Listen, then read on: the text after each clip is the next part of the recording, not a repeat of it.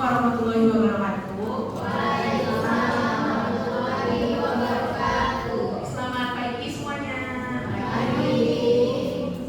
Ibu-ibu semuanya meminta waktunya sebentar. Di sini kami akan menjelaskan mengenai berbagai praktik baik yang kami dapatkan dari di Batam kemarin workshop mengenai 7 jurus BK hebat. Sebelum mulai kita pemanasan atau stretching dulu boleh? Oke. Kita pagi ini bentuk tangan aja dulu. Jadi masih duduk di tempat aja, nggak usah berdiri. Contohnya seperti ini. Kalau kami bilang tepuk 1, berarti tepuknya di depan. Kalau kami bilang tepuk 2, berarti depan kanan. Kalau kami bilang tepuk 3, depan kanan kiri. Kalau kami bilang tepuk 4, berarti depan kanan kiri atas. Kalau kami bilang tepuk 5, berarti depan kanan kiri atas bawah. Oke, bisa dimengerti bapak-bapak ibu-ibu? Mau dicek, mau dites dulu atau langsung eksekusi? Dites dulu ya. Oke, tepuk 1, tepuk 2, tepuk 3, tepuk 4, tepuk 5. Oke, bisa kita mulai sekarang? Tepuk 5, tepuk 3, tepuk 2, tepuk 1, tepuk 4. Nah, tepuk tangan semuanya. Sudah mulai panas ibu-ibu bapak-bapak? Apa nih yang dirasakan dari SBI tadi atau aktivitas yang tadi kita lakukan? Sudah fokus, oke. Menyenangkan, senang. Oke, berarti sudah siap untuk menerima praktik baik dari kami? Iya. Oke. Di sini kami akan berbagi praktik baik. Nah, yang kami dapatkan pelajaran di Batam itu namanya 7 jurus BK hebat. Kemarin kami sudah melakukan UJL juga di 12C1 dan 12C3. Jadi metode pembelajaran yang kami gunakan untuk 7 jurus BK hebat ini menggunakan AKA. Di mana AKA itu ada aktivitas, refleksi, konsep, dan aplikasi. Nah, aktivitas tadi itu seperti kita bermain game, menyampaikan yang berkaitan dengan materi tadi. Refleksi tadi itu menanyakan nih apa yang dirasakan ketika menjalani aktivitasnya tadi, bermain game. Nah, konsep ini sama seperti pada mata pelajaran yang lainnya, menjelaskan materi dan isinya. Aplikasi ini untuk menerapkan apa yang sudah didapat dari konsep tadi ke kehidupan sehari-hari. Nah, mengapa BK hebat penting? Guru BK adalah pendamping tumbuh, bukan hanya pemberi solusi. Dengan 7 jurus ini, kita bisa berbagi praktik baik dan menumbuhkan energi positif di sekolah. Nah, dia ada 7 jurus, tapi ini kami izin menjelaskan cuma sepintas lalu saja karena untuk mengingat waktu. Yang pertama itu ada jurus 1, kenali potensi. Setiap siswa unik dan punya kekuatan sendiri. Jadi, potensi yang dimiliki oleh setiap siswa kita tentunya berbeda-beda.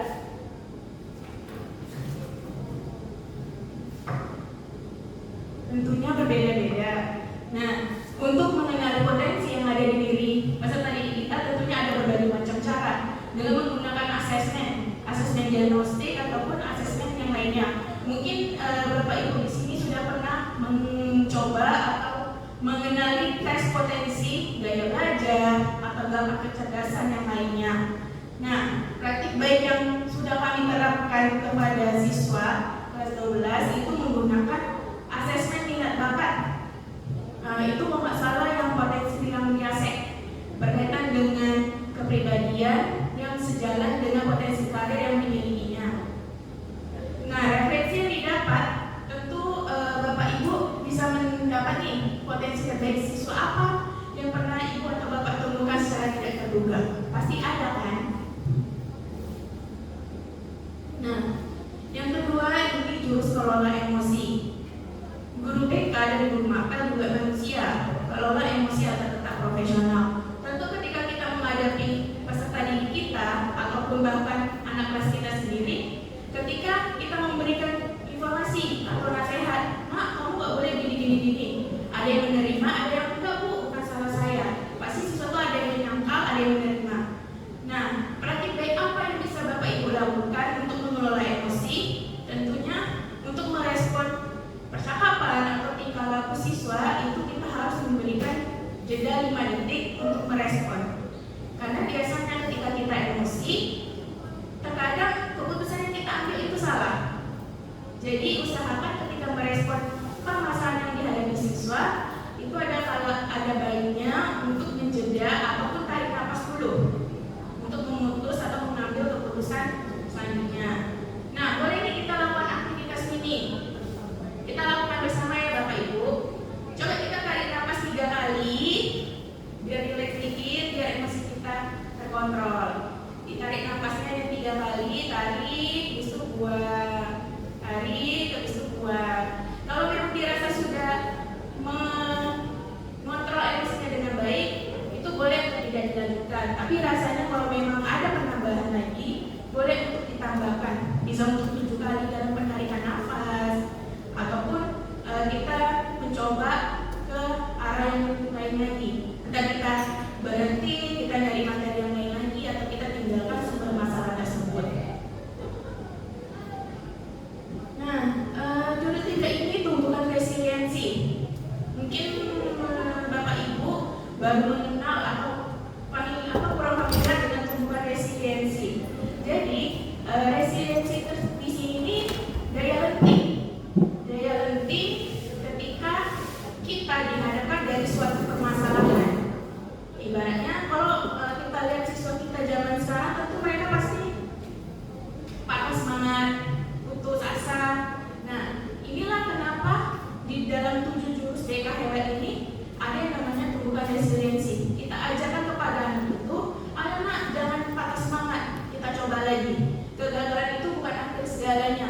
Masih banyak cara-cara yang akan kamu temukan untuk mengatasi permasalahan tersebut. Nah, praktik baiknya tentunya setelah menghadapi kasus sulit, buat jurnal refleksi dan diskusikan pembelajaran positifnya bersama rekan BK. Bersama nih, Bapak Ibu mengajar di kelas. Ketemu dengan satu siswa yang dari coba berkali-kali dia putus asa atau tidak bisa mengikuti. Nah, itu ada baiknya diskusikan kami selaku rekan guru BK. Ibaratnya kita bisa memanggil anak itu, mengkonseling siswanya biar tumbuh resiliensinya dan tetap semangat untuk melanjutkan perjalanan mereka.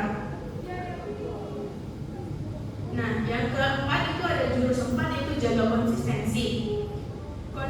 Konsistensi menciptakan kepercayaan diri dari siswa. Nah, kemarin itu ketika memberikan materi jaga konsistensi di kelas 12 C1, kami meminta siswa itu membuat 10 kebiasaan positif yang ingin mereka tingkatkan dan 10 kebiasaan negatif yang ingin mereka kurangi. Dan nanti di lampiran halaman berikutnya itu akan ada contoh beberapa bukti hasil dari aplikasi yang mereka terapkan. Nah, jaga konsistensi ini sebenarnya tidak hanya untuk siswa saja, untuk guru juga bisa. Dimana kalau kita mau mencoba sesuatu itu jangan langsung yang 100%. Kami ambil contoh. Misalkan kita mau jalan 10 km. Dari sebelum hari H pasti kita bersemangat. Kayak, oh kayaknya enak nih jalan 10 km. Nah, tapi ketika kita mendekati hari H, itu pasti semangat kita makin menurun. Aku males lah mau jalan.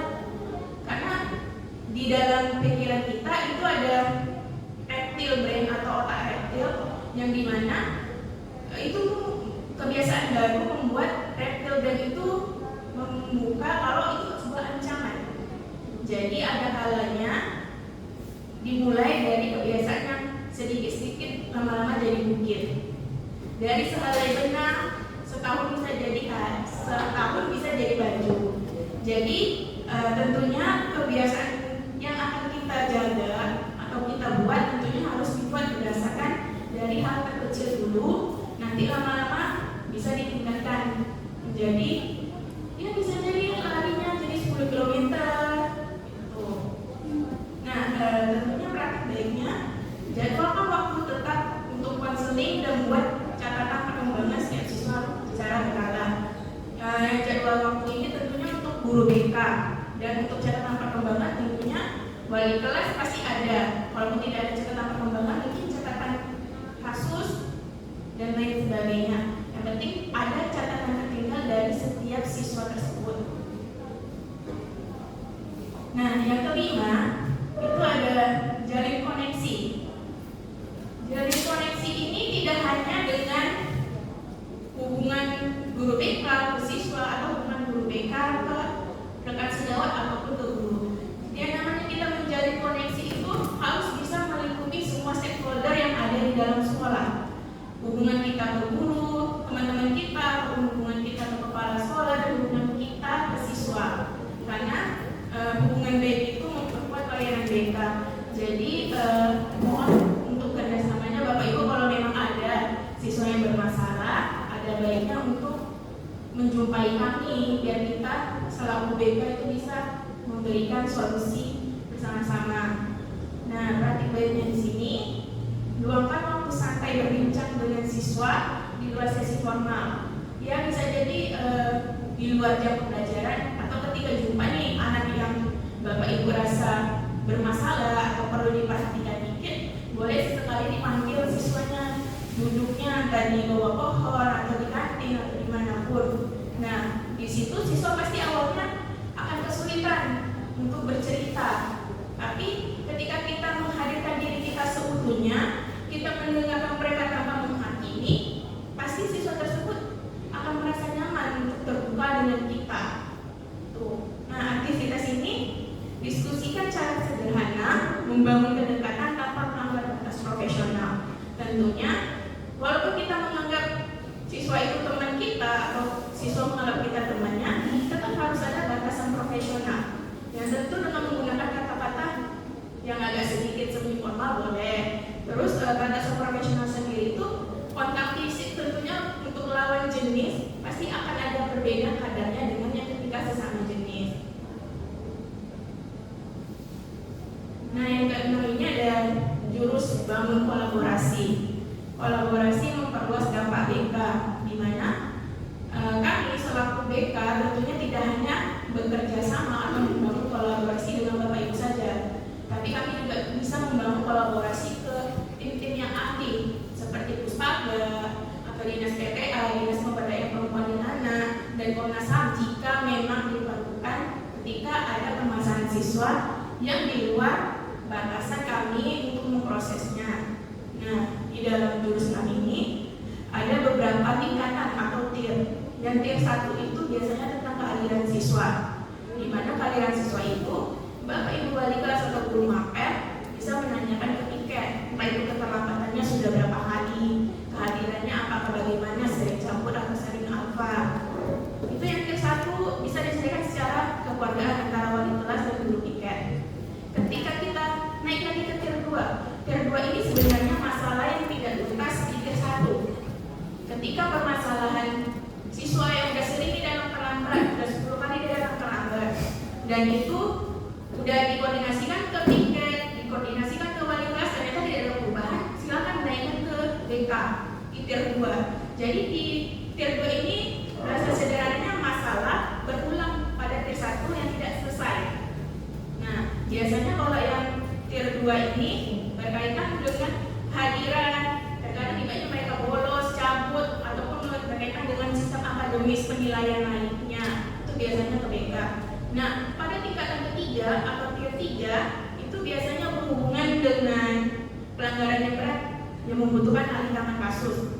Misalkan ketika ada siswa kita yang narkoba, itu biasanya kita mengalihkan ke BNN atau ke kepolisian.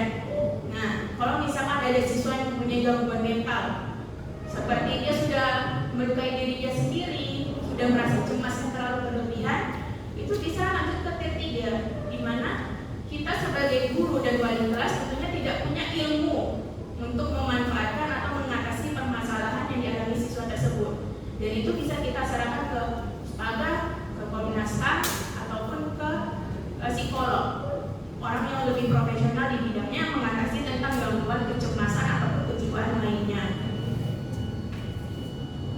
Nah, yang ketujuh ini jurus menata situasi.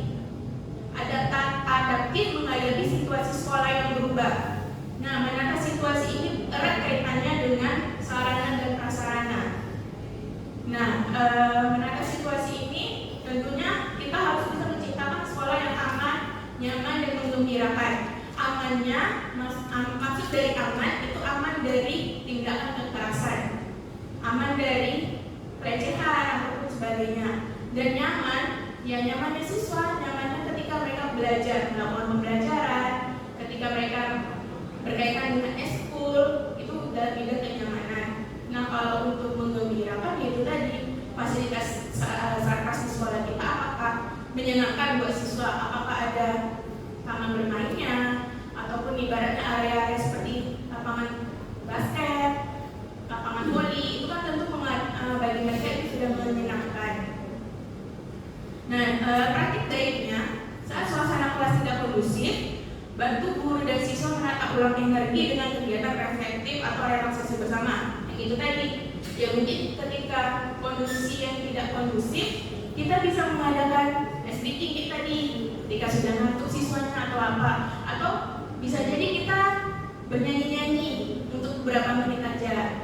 Tuh. Nah, untuk yang selanjutnya ini, kami akan membahas hasil OCL 1. Kami ambil yang jurus 4, menjaga konsistensi, di mana peserta didik diminta untuk menulis 10 kebiasaan positif yang ingin ditingkatkan. Ini salah satunya ada contoh. Nah, yang hal positif di sini ada yang sarapan pagi, sholat tepat waktu, mengerjakan tugas tanpa harus bangun malam, menyiapkan segala hal dari malam, tidur tepat waktu dan teratur. Yang lainnya itu seperti juga sama, sholat tepat waktu, makan teratur, belajar tanpa menunda-nunda, bangun awal, jam tidur teratur, tidak begadang, mengerjakan tugas tepat waktu. Nah, ini kenapa tidak kami lampirkan semua? Karena kemarin di kelas 12 C1 itu muridnya lebih kurang 41, kalau kami tidak salah, yang mengikuti kegiatan. Nah, ini untuk kebiasaan positifnya. Ternyata murid kita di sini Bapak Ibu, mereka sadar bahwa kebiasaan begadang itu tidak bagus buat mereka, dan akan mereka tingkatkan lagi untuk tidak begadang dan tidur tepat waktu.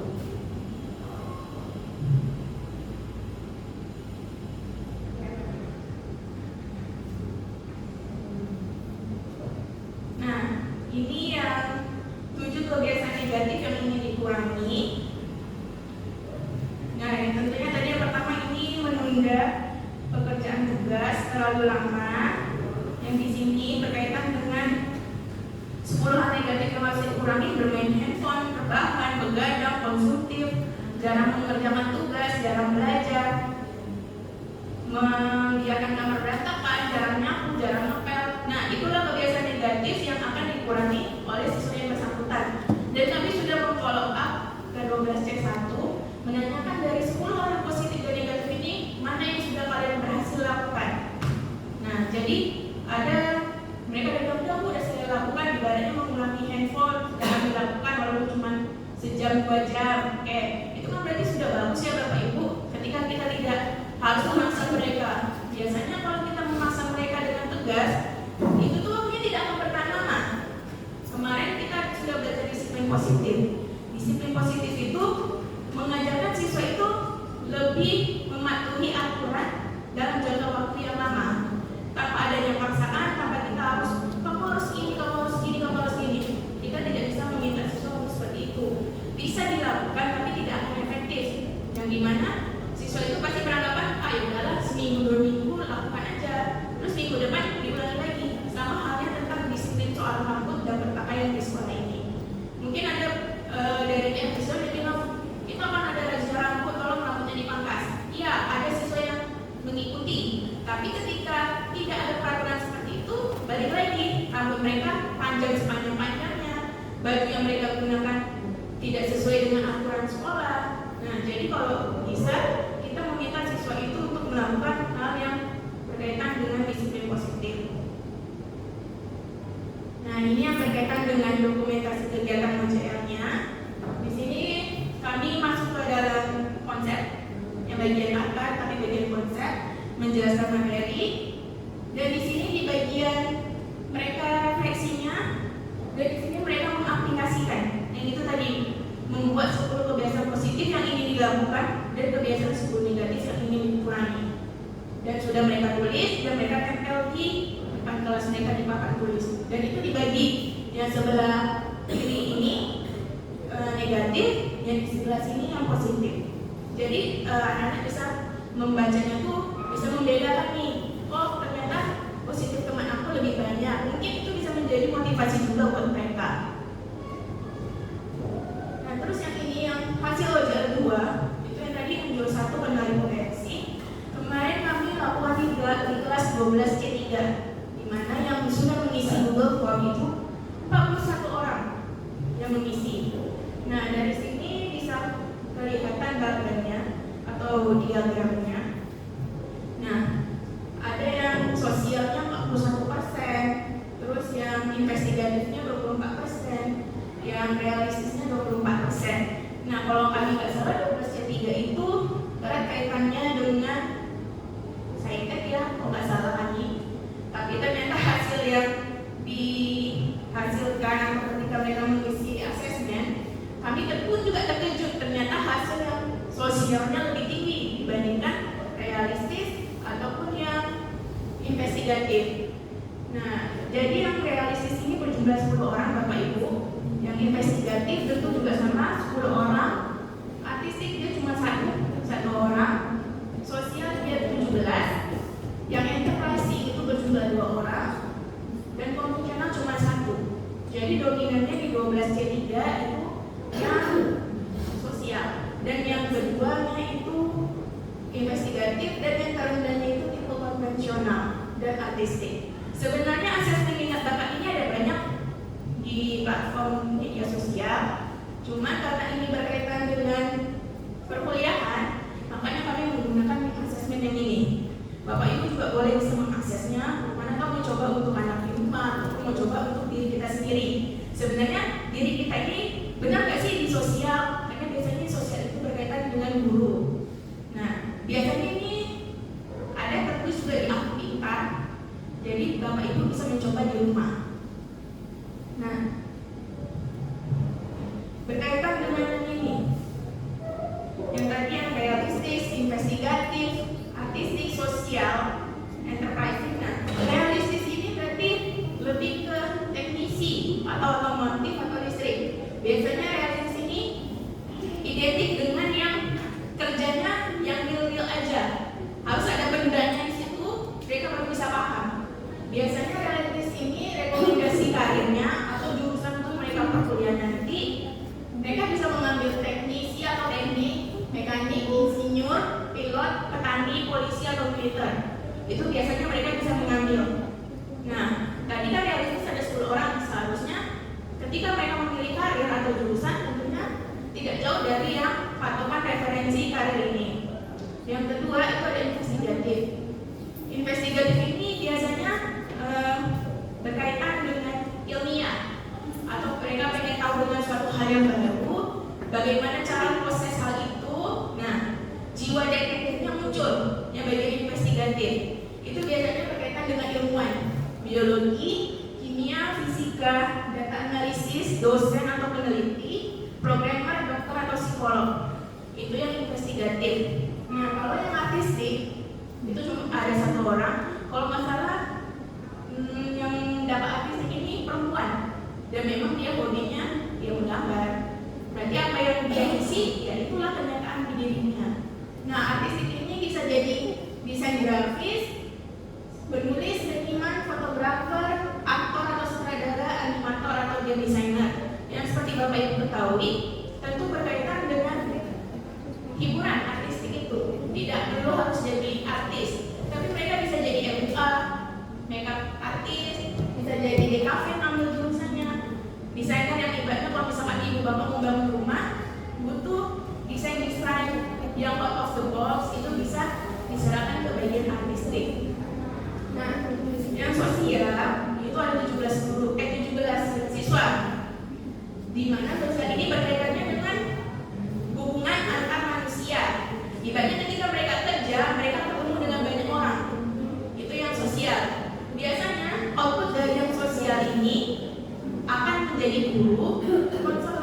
pekerja sosial, perawat, HRD, dan psikolog klinis. Ini yang sosial tadi, yang ada 17. Berarti jiwa mereka lebih sukanya tuh ya dengan ramai orang. Mereka tidak suka dengan yang tipe realistis, investigatif, yang bekerjanya cuma sendiri. Tuh. Yang lainnya itu yang enterprising. Yang enterprising di sini ada 2. Ini ke pengusaha, sales atau marketing, manager, pengacara, politikus, dan public relation. Berarti enterprising ini mereka yang suka dengan penjualan atau ibaratnya di bidang ekonominya juga. Dan itu cuma ada 2 siswa. Yang kalau konvensional itu mereka lebih ke bahan resminya, ke matematikanya. Di sini profesi karirnya itu yang ada akuntan, admin kantor, petugas pajak, dan data entry. Biasa konvensional ini dia lebih suka menyukai matematika. Mereka tidak akan kurang menyukai seni budaya ataupun yang berbau tentang sosial. Dan biasanya yang konvensional ini orangnya teliti dan tidak sembrono. Ibaratnya dia harus lewati step by step dulu, dia harus selesaikan ini dulu, baru bisa dia mengerjakan hal yang lain lagi.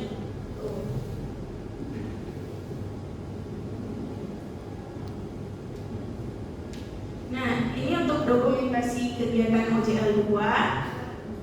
Yang tadi kalau kami nggak salah itu yang tadi yang biasa tadi. Ini kami meminta pada tahap pengaplikasiannya siswa diminta untuk mencari jurusan yang sesuai dengan hasil asesmen tadi. Yang keluar, misalkan keluar nih yang sosial, mereka carilah jurusan yang berkaitan dengan sosial atau jurusan prodi di perguruan tinggi tersebut yang sesuai dengan keinginan mereka. Dan di sini mungkin ada sedikit nampak. Nah ini biasa nih yang investigatif, ada dokter di Unpad, di sini ada psikologi Unpad, farmasi Unpad, biologi Unpad, kimia Unpad. Mungkin anaknya memang kepengen masuk Unpad. Jadi jurusan inilah yang mereka cari untuk menentukan jurusan atau prodinya ketika mereka mengikuti sesi SNBP atau SNBT. Sampai di sini ada yang ditanyakan Bapak Ibu? Kalau ada yang ditanyakan kami persilakan. Ada atau cukup jelas? Oke. Karena cukup jelas, boleh ini ya? Ada sedikit kasus mungkin ya.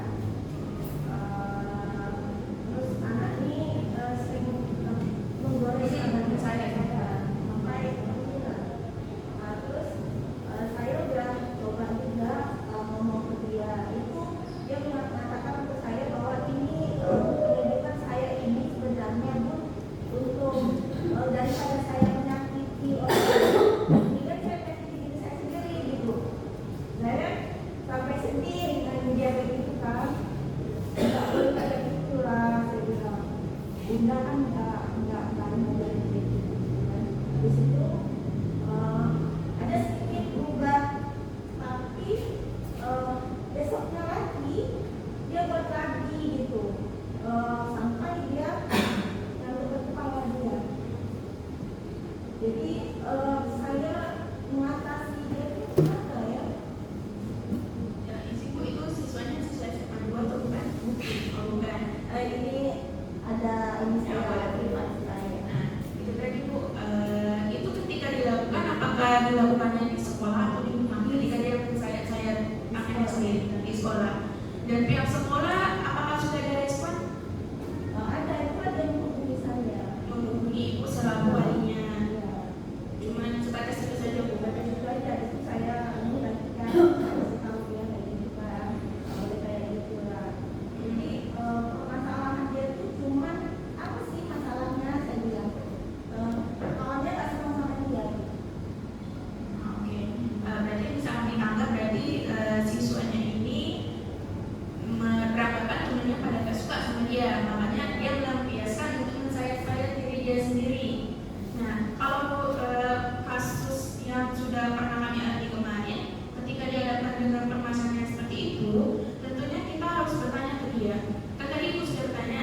daripada mensayat-sayat itu, siswanya menjawab, daripada saya melukai orang lain, mending saya melukai diri saya sendiri.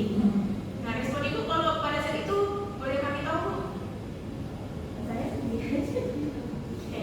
Normal sih namanya juga kita makhluk yang punya empati yang tinggi, tentu pastinya merasa sedih. Tapi kalau kami izin, Bu, kalau boleh kami memberikan solusi atau saran, coba ibu memanggil ataupun ngomong di luar jam pelajaran, ibaratnya waktu santai atau di tempat kedai kopi atau di mana, meminta ibaratnya, oke, kalau memang kamu beranggapan seperti itu, boleh nggak kebiasaan yang saya kamu itu ganti ke hal yang lain, entah dia menemukan kertas, entah dia mencoret-coret kertas, kayak gitu. Karena kan itu hal yang merugikan diri dia sendiri tentunya. Nah, kalau misalnya kita alihkan ke yang lain ketika dia merasa tidak sesuai harapan dia ke temennya, coba ambil kertas suruh dia runtuhin, atau dia coret-coret aja kertas itu.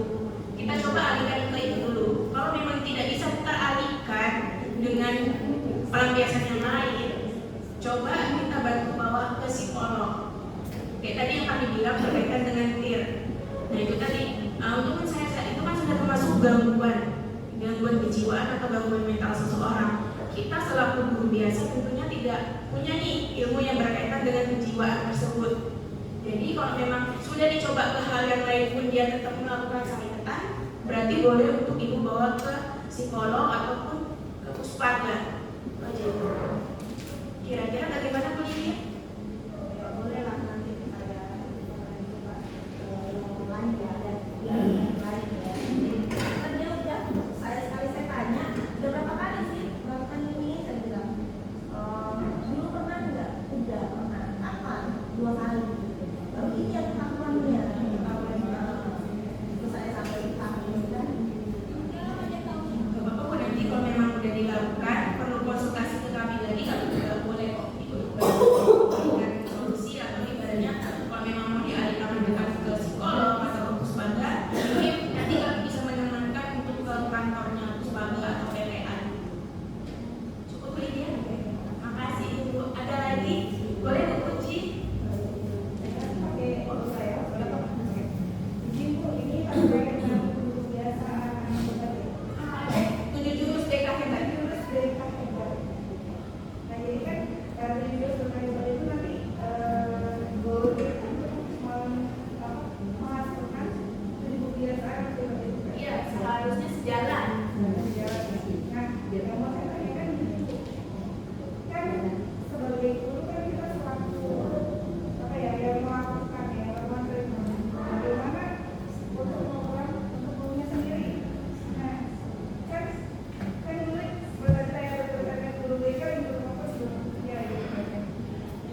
Saya belum pernah dengar ada satu sekolah membuat suatu program konsolidasi guru.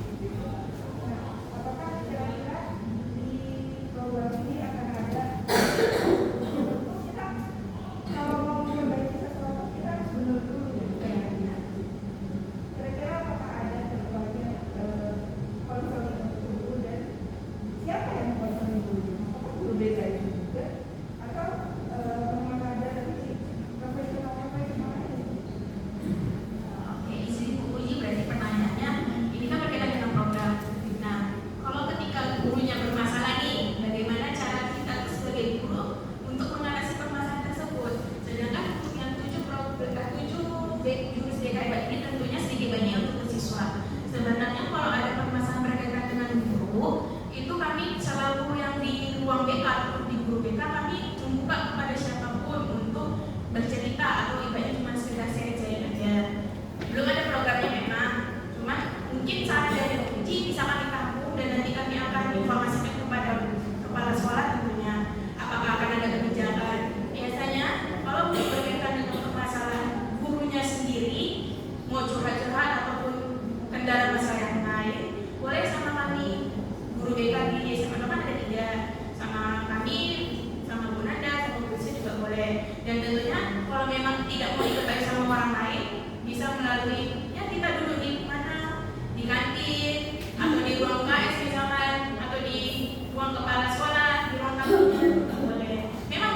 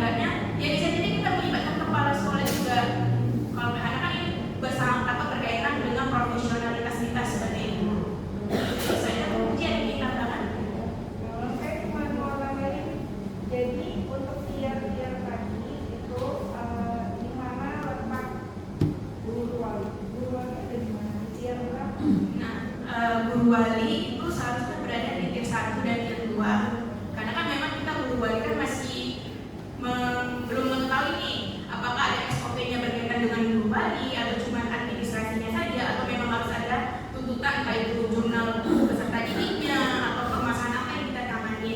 Untuk sampai sekarang ini kami sepakat sama yang kemarin pun di Batam juga ada menginformasikan guru wali itu masih di tier 1 dan tier 2 itu.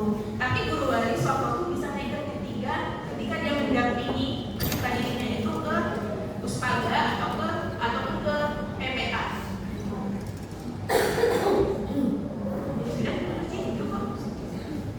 Ada lagi ibu-ibu yang ingin tanyakan?